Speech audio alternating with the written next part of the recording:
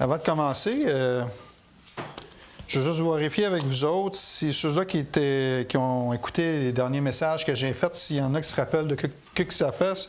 Sinon, je vais faire un petit récapitulatif de ça. Mais il y en a-tu qui se souviennent de certaines choses? Ouais, tu nous donnes un peu des cues, là? Ouais, dans les derniers messages, on a vu que le mot apocalypse qui est utilisé voulait dire l'étude des dernières choses, qui veut dire aussi révélation. On a vu aussi que ce que c'était une révélation, que c'était un dévoilement, c'était que Dieu enlève le voile aussi dessus notre cœur pour que l'on puisse voir par les yeux de notre cœur ou encore par les yeux de notre entendement. Nous avons également vu que lire, entendre les paroles de la prophétie et de les garder de ce livre est une grande bénédiction aussi. Nous avons vu aussi la Trinité et la magnificence de Dieu. Et bien sûr, nous avons vu qu'à la fin de la grande tribulation, tout œil le verra, c'est-à-dire Jésus-Christ. Aujourd'hui, nous allons entrer dans la vision de Jean, qui eut la vision du Fils de l'homme. On va lire Apocalypse, au chapitre 1, versets 9 à 20.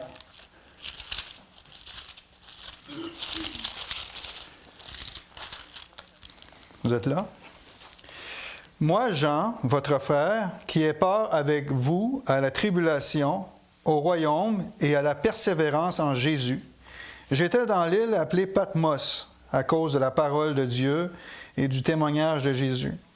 Je fus saisi par l'Esprit au jour du Seigneur, et j'entendis derrière moi une voix forte, comme le son d'une trompette, qui disait « Ce que tu vois, écris-le dans un livre et envoie-le aux 7 églises, à Éphèse, à Smyrne, à Pergame, à Thyatire, à Sardes, à Philadelphie et à Laodicée. » Je me retournai pour savoir quelle était la voix qui me parlait, et après m'être retourné, je vis 7 chandeliers d'or.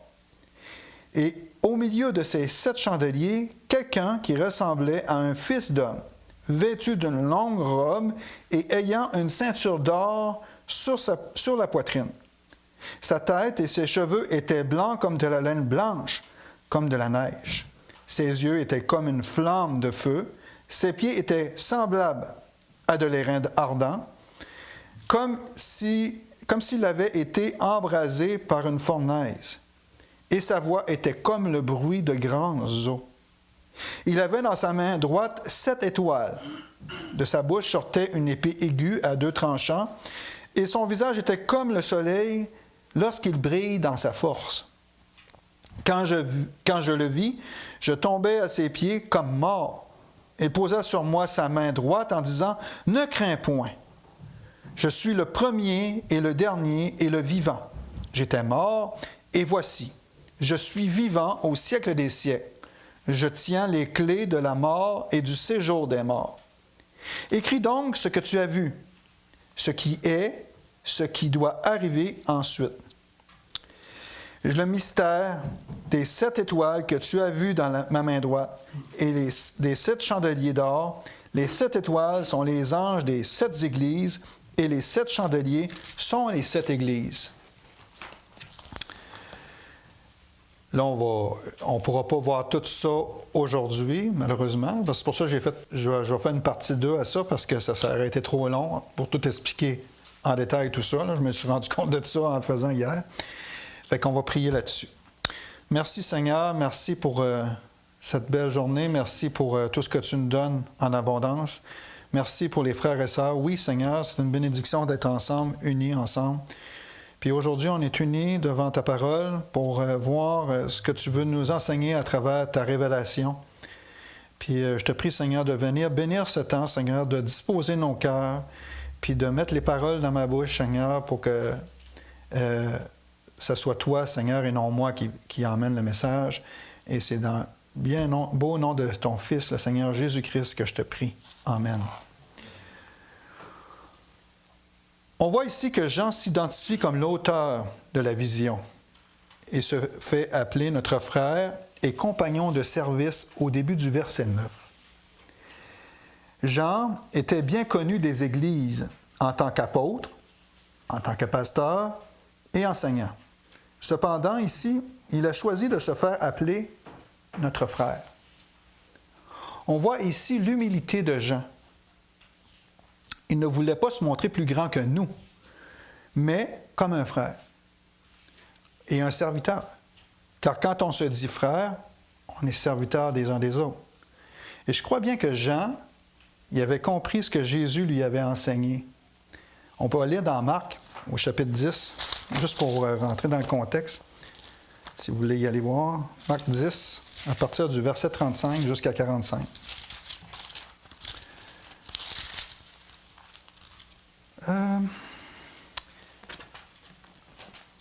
Les fils de Zébédée, Jacques et Jean, s'approchèrent de Jésus et lui dirent « Maître, nous voudrions que tu fasses pour nous ce que nous te demanderons. » Il leur dit « Que voulez-vous que je fasse pour vous? Accorde-nous, lui dirent-ils, d'être assis l'un à ta droite et l'autre à ta gauche, quand tu seras dans ta gloire. » Jésus leur répondit « Vous ne savez ce que vous me demandez. Pouvez-vous boire la coupe que je dois boire, ou être baptisé du baptême dont je dois être baptisé? » Nous le pouvons, dirent-ils. Et Jésus leur répondit, « Il est vrai que vous boirez la coupe que je dois boire et que vous serez baptisés du baptême dont je dois être baptisé. Mais pour ce qui est d'être assis à ma droite ou à ma gauche, cela ne dépend pas de moi. Il ne sera donné qu'à ceux à qui cela est réservé. Les 10, ayant entendu cela, commencèrent à s'indigner contre Jacques et Jean. Jésus les appela et leur dit, « Vous savez que ceux qu'on regarde comme les chefs des nations les tyrannisent et que les grands les dominent, il n'en est pas ainsi il n'en est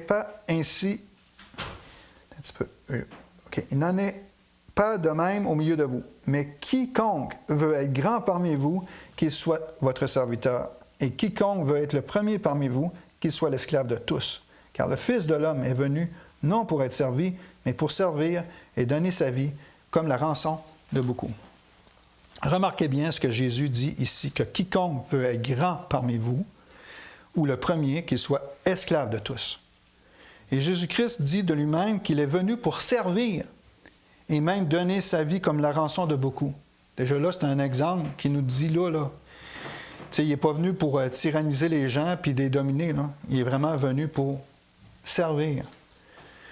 Ici, dans le verset 9 d'Apocalypse, juste de la manière que Jean se dit frère, montre qu'il ne se fait pas supérieur à nous, mais notre égal.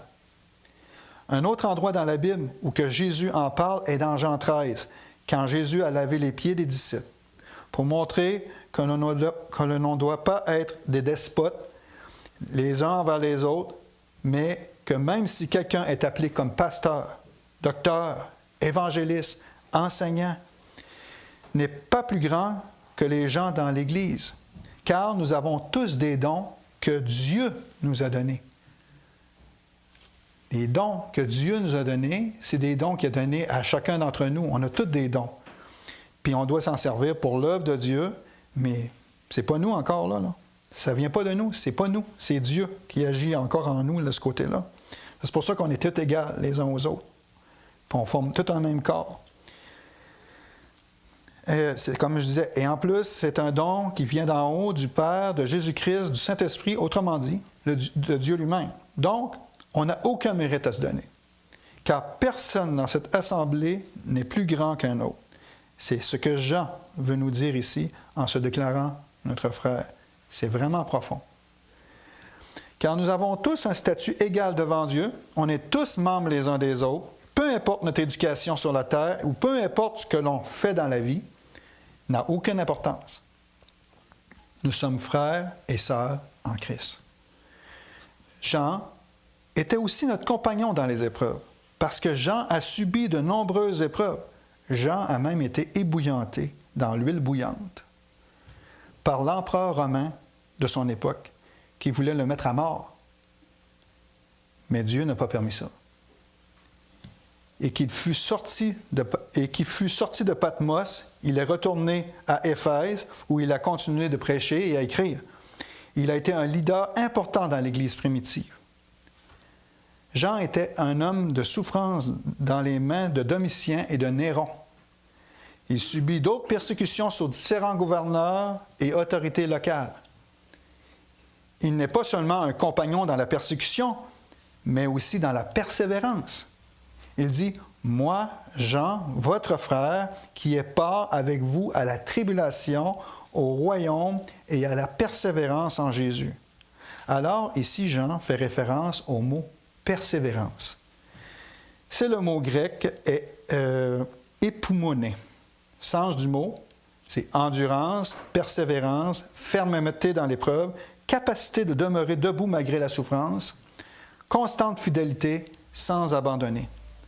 Ce mot ne parle pas juste d'attendre passivement, mais de tenir bon, de rester fidèle à Dieu même sous la pression, la persécution ou la souffrance. Dans Apocalypse 1,9, Jean dit qu'il est compagnon dans la tribulation, le royaume et la persévérance en Jésus-Christ. Dans le mot « époumoné » ici, c'est cette endurance enracinée en Christ. Une persévérance qui s'appuie sur la foi, pas sur la force humaine. Ce n'est donc plus n'importe quelle sorte d'endurance, mais une endurance joyeuse. C'est drôle, la manière qu'elle priait un matin, c'est ça que ça nous dit en réalité. Pas qu'il avait le gros sourire aux lèvres et que c'était le fun de la souffrance qu'il subissait. Cela veut dire que nous avons cette joyeuse espérance qui découle de la foi, qui ne se produit qu'à travers les épreuves. On n'apprend pas ça à l'école. On apprend ça par notre expérience chrétienne. Puis, ça, j'aime bien comparer ça au marathon. J'ai fait des demi-marathons, puis un demi-marathon, puis je cours pas mal. Puis la distance d'un marathon, bien, c'est 42,2 km. OK? C'est quand même assez loin, là. Et ça prend un entraînement pour développer de l'endurance. Comme dans la vie chrétienne, on a des épreuves pour nous former, pour devenir de plus en plus endurants. Et notre récompense, à la fin de la course, nos yeux fixés sur la ligne d'arrivée, quand on s'entraîne à courir sur une longue distance comme ça, c'est souffrant pour notre corps. Et notre mental, c'est de développer de l'endurance pour réussir à courir 42,2 km sans s'arrêter. C'est beaucoup. Et ce qui fait notre joie, c'est la récompense à la fin. Et pour la vie chrétienne, ce qui est notre récompense et notre joie, c'est Jésus-Christ. D'être avec lui toujours. Donc, Jean, tout comme nous, a été au milieu des épreuves. Par exemple, lorsqu'il a été exilé à Patmos. Attends un petit peu. Jean, tout comme nous, a été au milieu des épreuves. Par exemple, lorsqu'il a été à Patmos, il a été exilé à cause de la parole de Dieu, comme il est dit au verset 9. J'étais dans l'île appelée Patmos à cause de la parole de Dieu et du témoignage de Jésus-Christ. Celui qui l'a emmené là était l'empereur Domitien, qui a été le premier à mettre en œuvre le culte de César en tant que divinité. Jean a été emprisonné parce qu'il ne voulait pas rendre un culte à César. Et Domitien, tous les Romains, sous Domitien, devaient une fois par année brûler de l'encens à son idole et de confesser que César est Seigneur. Jean n'avait aucune intention de le faire. C'est pourquoi il a continué de témoigner de Jésus-Christ en tant que Seigneur et de proclamer sa parole. C'est pour cette raison qu'il a été emprisonné sur l'île de Patmos, en Grèce. Ainsi, la tradition de l'Église nous dit que Domitien a essayé de le tuer en le faisant bouillir dans l'huile. Pouvez-vous imaginer le tourment et la souffrance qu'il a dû supporter? Mais malheureusement, pour Domitien, ça n'a pas fonctionné. Jean est resté en vie parce que Dieu avait un but avec Jean. Il lui a donné la vision d'écrire le livre de l'Apocalypse qu'on a encore dans nos mains aujourd'hui. Jean était notre compagnon dans la souffrance pour Jésus. Vous savez, il y a des chrétiens dans le monde qui souffrent pour la parole. C'est sûr qu'ici, la souffrance là, n'est pas la même qu'au Moyen-Orient ou en Chine. Il y en a beaucoup qui souffrent dans ces coins-là, puis en Inde aussi, qui souffrent beaucoup pour la parole de Dieu. On doit prier pour eux, comme qui est écrit dans Hébreux. Posons-nous la question, pourquoi ces rois, ces dictateurs, ces despotes à travers l'histoire ont essayé de faire taire le peuple de Dieu? Ont essayé, pensons à ce qui est arrivé aux amis de Daniel dans le livre de Daniel, sous le roi Nabuchodonosor. Il s'avait fait une grande statue et il voulait que tout le monde l'adore, et les amis de Daniel ont été mis dans la fournaise ardente à cause de ça, parce qu'ils n'ont pas adoré sa statue. Même chose pour Daniel dans la fosse aux lions. Et les chrétiens qui ont été maltraités. On va lire Hébreux 11, versets 36 et 37. Pasteur Roy, si tu veux le lire pour nous. 36 et 37. Oui, versets 36-37 de Hébreux 11. D'autres subirent les moqueries et le fouet, les chaînes et la prison. Ils furent lapidés, sciés, torturés. Ils moururent tués par l'épée et allèrent çà et là, vêtus de peau de brebis et de peau de chèvre, dénués de tout, persécutés, maltraités. Pourquoi ça leur est arrivé? Non parce qu'ils représentaient une menace militaire ou qu'il était un peuple rebelle, mais plutôt ils ont reconnu que les seules personnes qu'ils ne pouvaient pas contrôler, ce sont celles qui donnent à Dieu la première place dans leur cœur et dans leur esprit. C'est une question de contrôle. Ils essayaient de détruire le témoignage de Dieu en détruisant son peuple, de détruire la parole de Dieu pour que la prochaine génération ne parvienne pas à une relation intime avec Dieu. Ce qu'ils veulent faire, c'est endoctriner la jeune génération dans les voies du monde afin d'étouffer toute connaissance de Dieu et de gagner leur cœur et leur esprit. Ce qu'ils font, ils le font en adaptant des lois qui rendent illégal de partager la vérité de Dieu en répandant de fausses accusations contre le peuple de Dieu. On a plein d'exemples de ce genre dans la Bible, commençant par Paul, les apôtres, les prophètes, etc. Et ça se produit encore aujourd'hui, de nos jours. Comme disait le roi Salomon, il n'y a rien de nouveau sous le soleil. Nous constatons que maintenant que le système mondial actuel essaie d'endoctriner les jeunes dans leur perversion. Donc, on enseigne la théorie de l'évolution, on essaie de restreindre la liberté d'expression chrétienne, on essaie de redéfinir le mariage et d'inclure toutes sortes de perversions sexuelles. Si nous continuons au verset 10 et 11 de Révélation, Jean nous dit ici comment il a reçu la révélation du livre de l'Apocalypse. Il dit « Je fus ravi en esprit au jour du Seigneur ». Qu'est-ce que le jour du Seigneur? Notez bien que, en grec, tekariek et éméra, on va le décomposer, OK? Ça veut dire le jour du Seigneur. Ici, éméra veut dire jour, kyriake, ça veut dire qui appartient au Seigneur. Vient de Kyrios, qui veut dire, kyriake vient de Kyrios, qui veut dire maître, Seigneur. Donc, littéralement, le jour appartenant au Seigneur ou le jour du Seigneur. Sens et portée de terme.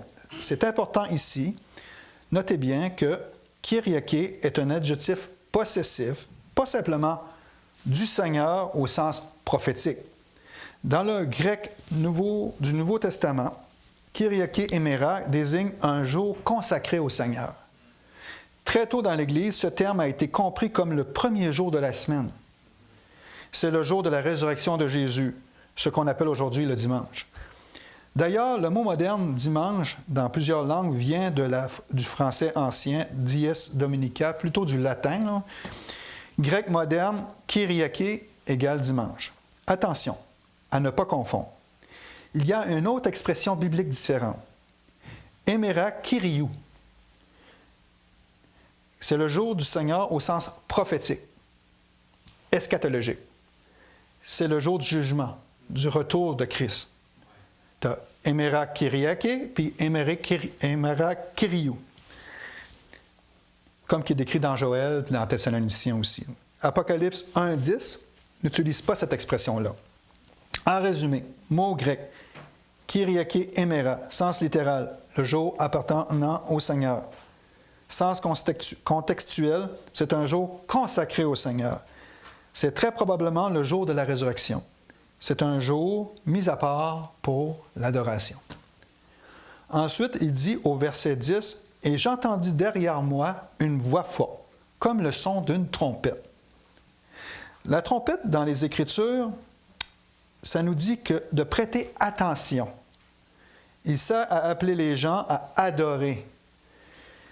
Il sert aussi à un signal de guerre, un signal pour se déplacer, un signal pour s'arrêter et pour diriger.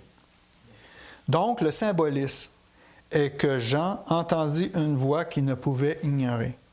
Cette voix forte qui disait « Ce que tu vois, écris-le dans un livre et envoie-le aux 7 églises, à Éphèse, à Smyrne, à Pergame, à Thyatire, à Sardes, à Philadelphie et à l'Odyssée. » Jean reçoit des instructions spécifiques pour écrire tout ce qui lui a été montré et le distribuer aux églises mentionnées. Jean, qui était curieux, il s'est retourné pour savoir à qui appartenait cette voix. Parce qu'il dit au verset 12, « Je me retournais pour savoir quelle était la voix qui me parlait, et après m'être retourné, je vis 7 chandeliers d'or. » Et là, il a vu Jésus. Il a vu les 7 chandeliers d'or, et ensuite, il décrit Jésus au verset 13 à 15. Et au milieu des 7 chandeliers d'or, quelqu'un qui ressemblait à un fils d'homme, vêtu d'une longue robe et ayant une ceinture d'or sur la poitrine. Sa tête et ses cheveux étaient blancs, comme de la laine blanche, comme de la neige. Ses yeux étaient comme une flamme de feu. Ses pieds étaient semblables à de l'airain ardent, comme s'il avait été embrasé dans une fournaise, et sa voix était comme le bruit de grandes eaux. Il avait dans sa main droite 7 étoiles, de sa bouche sortait une épée aiguë à 2 tranchants, et son visage était comme le soleil lorsqu'il brille dans sa force. Notez bien ceci. C'est la seule description de Jésus qui nous est décrite dans le Nouveau Testament. Il n'y a pas un seul mot dans le Nouveau Testament qui nous parle de l'apparence de Jésus, sauf dans le livre de l'Apocalypse. Mais maintenant que Jésus est glorifié, Jean nous en donne une description vraiment intéressante.